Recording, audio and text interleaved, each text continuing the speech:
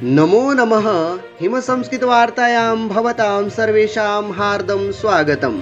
अहमस्मि कमल शर्मा। सम्प्रति मुख्यवार्ताः श्रूयन्ताम्। भारतीय संविधान दिवसस्य अवसरे राष्ट्रपतिः द्रौपदी मुर्मुः संस्कृतभाषायां संविधानं विमोचितवती। अस्मिन् अवसरे तया 47-विंशतितमवर्षपर्यन्तं विकसितभारतस्य निर्माणस्य राष्ट्रीयलक्ष्यस्य प्राप्त्यर्थं स्वस्य मौलिककर्तव्यनिर्वहणे स्वस्य आचरणस्य संवैधानिक आदर्शान् आत्मसात् कर्तुं सर्वेभ्यः नागरिकेभ्यः आग्रहं कृतम्। संविधान के अंगीकार होने की 75वीं वर्षगांठ पर अब संस्कृत में भी उपलब्ध भारत का संविधान।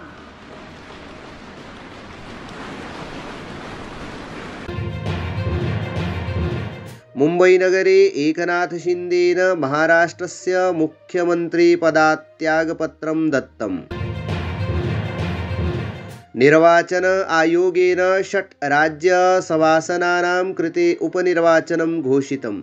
आन्ध्रप्रदेशस्य 3 आसनानि, ओडिशा, पश्चिमबङ्गाल, हरियाणाप्रदेशयोः एकैकम् आसनं वर्तते।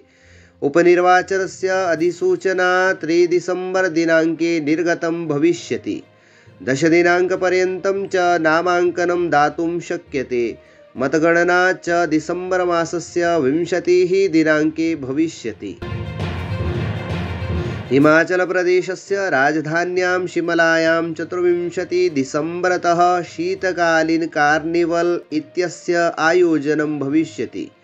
शिशिर कार्निवल समारोहे राज्यस्य सर्वेषां 12 मण्डलानां संस्कृतेः दर्शनं भविष्यति।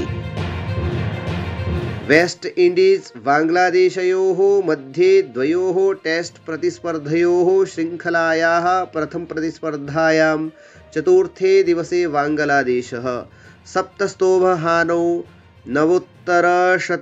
धावनाङ्कान् अर्जितवान्। अद्य पञ्चमे दिवसे बाङ्ग्लादेशस्य कृते विजेतुं 25,200 धावनाङ्काः अपेक्षिताः। वेस्ट इण्डीज़ देशस्य कृते 3 स्तोभाः एव आवश्यकाः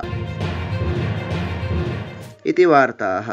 अधिकविस्ताराय अस्माकम् अन्तर्जालपुटसङ्केतं himsanskrit.com इति पश्यन्तु।